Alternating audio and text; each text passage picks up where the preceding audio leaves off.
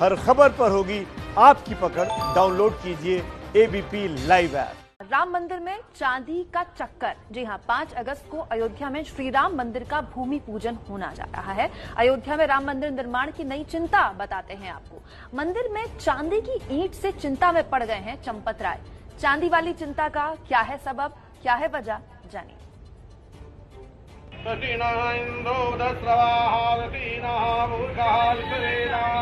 अंशदान को पावन नगरी अयोध्या भेजने से पहले मंत्रोच्चार के साथ जारी है विधिवत पूजा।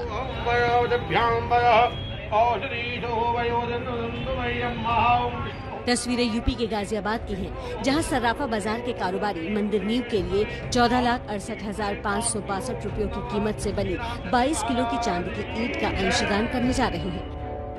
ट्रस्ट में वहाँ दिया जाएगा जो 5 तारीख को न्यास में दिया जाएगा, जो 5 तारीख को माननीय प्रधानमंत्री जी नींव में 1 बजे। मंदिर निर्माण को लेकर पूरा देश उत्साहित है। ऐसे में देश और देश के बाहर से अंशदान आना स्वाभाविक है, लेकिन मंदिर निर्माण के लिए आने वाले इस सोने और चांदी से श्री राम जन्मभूमि तीर्थ क्षेत्र ट्रस्ट चिंतित भी है। अनेक श्रद्धालु चांदी की शिलाएं लेकर अयोध्या आ रहे हैं। दिसंबर जनवरी में हमने इसको बहुत सामान्य घटना के रूप में लिया, लेकिन धीरे धीरे चांदी की ईंट लेकर आने वालों की संख्या बढ़ने लगी।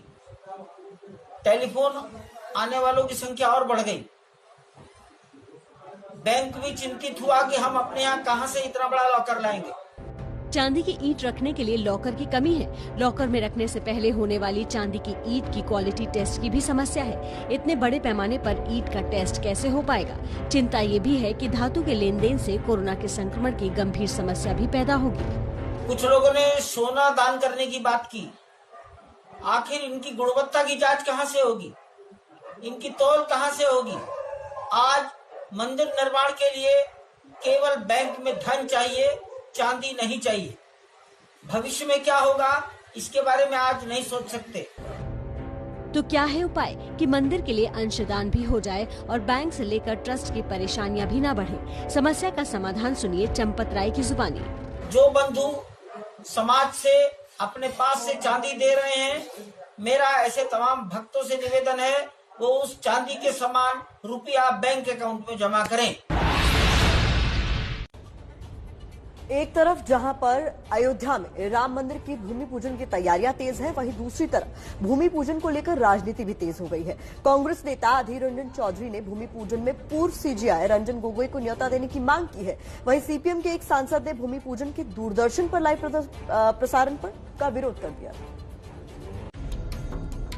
पूर्व chief justice Ranjan Gogoi supreme court की उस संवैधानिक पीठ के प्रमुख हैं, जिसके फैसले की वजह से अयोध्या में राम मंदिर बनाने का रास्ता साफ हुआ था।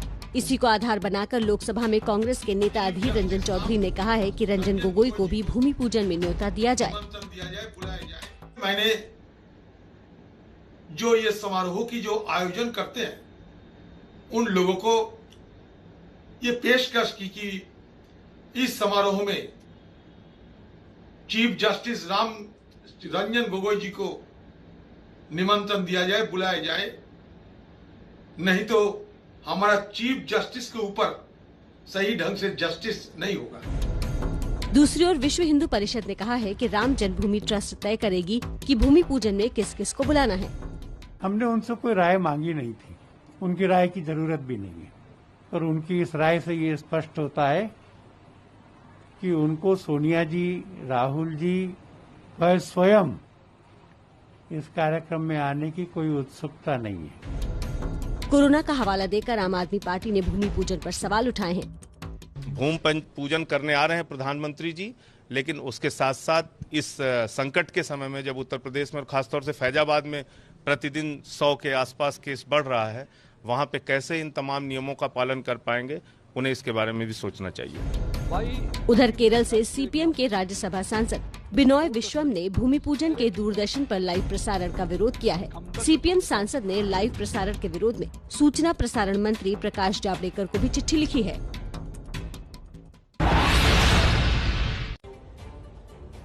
5 अगस्त को अयोध्या में श्री राम मंदिर का भूमि पूजन हो जाएगा और भूमि पूजन के साथ ही अयोध्या के विकास को लेकर मास्टर प्लान का खाका भी तैयार किया जा रहा है। इसका मुख्य उद्देश्य अयोध्या की सांस्कृतिक विरासत को फिर से सजाना संवारना है। नमस्ते भारत में मेरी ये एक्सक्लूसिव रिपोर्ट देखिए।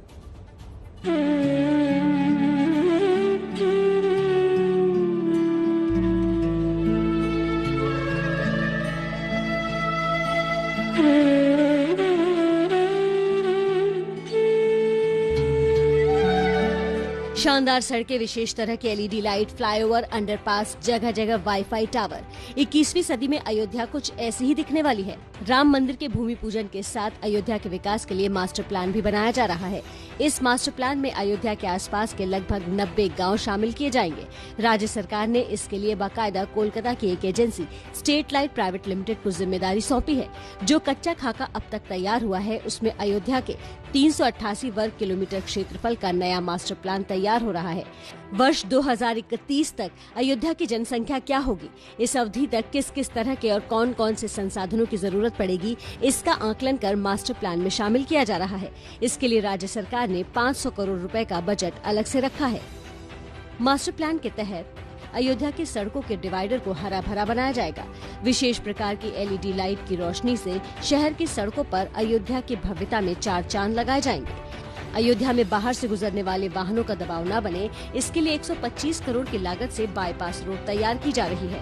बाईपास रोड में कई फ्लाईओवर और अंडरपास बनाए जाएंगे, जिनकी दीवारों पर भगवान श्री राम के जीवन वृत्तांत से जुड़ी चित्रकारी की जाएगी। अयोध्या जिले के आसपास के जिन जिन जिलों की सड़कें जुड़ेंगी, उन सभी को 4 लेन किया जाएगा। अयोध्या में पुराने तालाबों और कुंडों का जीर्णोद्धार भी किया जाएगा। अयोध्या में स्थित हनुमानगढ़ी को केंद्र मानकर उसके 12 किलोमीटर के दायरे में सभी पुराने मंदिर, मठों, तालाब, कुंडों और ऐतिहासिक महत्व की इमारतों के अलावा होटल और रिजॉर्ट तक के लिए गाइडलाइन तैयार की गई है। इस इलाके में किसी भी नई इमारत के निर्माण की इजाजत नहीं होगी, जबकि पुरानी इमारतों का सौंदर्यीकरण प्रशासन कराएगा। भगवान श्री राम की राजधानी अयोध्या में आधुनिकता का भी मेल होगा। यहाँ जगह जगह वाईफाई टावर लगाए जाएंगे ताकि राम भक्तों को बिना किसी दिक्कत के इंटरनेट कनेक्टिविटी मिल सके। जगह जगह पब्लिक एड्रेस सिस्टम के जरिए श्री रामचरितमानस और भगवान श्री राम के जीवन वृत्तांत की मधुर ध्वनि राम भक्तों के मन मंदिर को और राममय बना देंगी। अब जानिए क्या है राम मंदिर में आईएसआई वाली सियासत। हमने कल आपको राम भक्त फैज खान की अनूठी भक्ति और उस पर स्वामी अविमुक्तेश्वरानंद सरस्वती की आपत्ति दिखाई थी। उसी क्रम में स्वामी अविमुक्तेश्वरानंद सरस्वती ने अब कुछ ऐसा बोल दिया है जिस पर विवाद तय है। मैं यह क्यों न कहूं कि ये आईएसआई के इशारे पे बोलने वाला कांग्रेस का एक रट्टू तोता है। हमारे मंदिर के निर्माण में खबरदार, जो आपने आगे कदम बढ़ाया तो हम तोड़ देंगे टांग को। ये नहीं हो सकता है। दो संतों के बीच जुबानी जंग, टांग तोड़ू से लेकर कांग्रेस के तोता तक पहुंचने के पीछे कारण है फैज खान। धर्म से मुस्लिम, गले में भगवा गमछा और मन में रामचरितमानस की संस्कृति, भारत की साझी विरासत को जिंदा रखते हुए फैज भगवान राम के ननिहाल छत्तीसगढ़ के चांदकुरी से मिट्टी लेकर मंदिर निर्माण के योगदान के लिए अयोध्या आ रहे हैं। फैज की राम के प्रति श्रद्धा और ये हिंदू रीति रिवाज वाला रूप शंकराचार्य स्वामी स्वरूपानंद के शिष्य प्रतिनिधि स्वामी अविमुक्तेश्वरानंद सरस्वती को रास नहीं आया। 500 वर्षों से हमारी जाने कितनी पीढ़ियां बीत गई हैं। हमारे पूर्वजों ने राम जन्मभूमि के लिए खून बहाया है। किनके कारण? इन्हीं मुसलमानों के कारण। और उन्हीं मुसलमानों को आज हम बुला रहे हैं कि आप मिट्टी लेकर के आओ और हम आपका स्वागत करेंगे, आप यहाँ पर मिट्टी रखेंगे, उस पर हमारा मंदिर बनेगा। हम तुमसे द्वेष घृणा नहीं करते हैं, लेकिन हमारी पूजा पाठ में, हमारे मंदिर के निर्माण में खबरदार, जो आपने आगे कदम बढ़ाया तो हम तोड़ देंगे टांग को। ये नहीं हो सकता है। स्वामी अविमुक्तेश्वरानंद का ये विवादित बयान और संत समाज से ही स्वामी जितेंद्रानंद ने उनके संबंध पाकिस्तान से जोड़ दिए। कि कोरोना के काल में राम मंदिर बनाना जरूरी है क्या? इसके बाद से मुहूर्त खराब है, इस मुहूर्त में राम मंदिर बनाना जरूरी है क्या?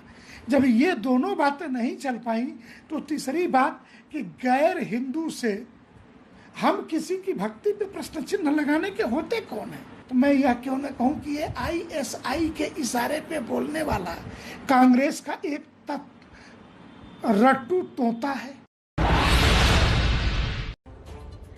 भूमि पूजन पर राजनीति लगातार जारी है। कई बीजेपी सांसद और नेता राम मंदिर में कोरोना का इलाज खोज रहे हैं। अफसोस है कि आस्था के साथ भद्दा मजाक करने वालों पर कानूनी कार्रवाई नहीं होती, जबकि आम आदमी कोरोना के भ्रामक प्रचार में तरह तरह की सजाएं पा रहा है। कोरोना में राम मंदिर की एंट्री, 5 अगस्त के बाद कैसे मिट जाएगा कोरोना? देश के सांसदों से सुनिए कोरोना का इलाज। राजस्थान के दौसा से सांसद जसकौर मीणा का मानना है कि अब राम ही कोरोना को देश से भगाएंगे। देश से भागेगा। हम तो आध्यात्मिक शक्ति के पुजारी हैं, आध्यात्मिक शक्ति के हिसाब से चलते हैं। निश्चित भगवान राम का मंदिर बनते ही कोरोना देश से भागेगा।